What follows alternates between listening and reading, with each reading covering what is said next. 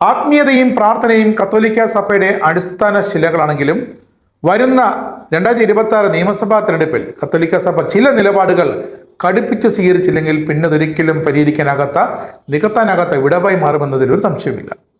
പാമ്പിനെ പോലെ ബുദ്ധിയുള്ളവരും പ്രാവിനെ പോലെ നിഷ്കളങ്കരുമായിരിക്കുമെന്ന ബൈബിൾ വാക്യം രാഷ്ട്രീയ തന്ത്രങ്ങൾ മെനയുന്നതിലും സഭയ്ക്ക് മെത്രാന്മാർക്ക് നേതൃത്വത്തിനൊക്കെ മാതൃകയാക്കാം.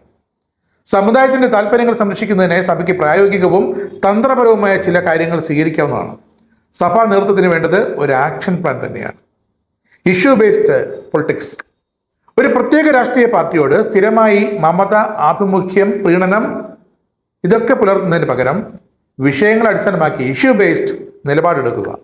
കർഷക പ്രശ്നങ്ങൾ, റബ്ബർ വില, തീരദേശ വികസനം, ബഫർ സോൺ അതെല്ലാവരും മറന്നു കഴിഞ്ഞു.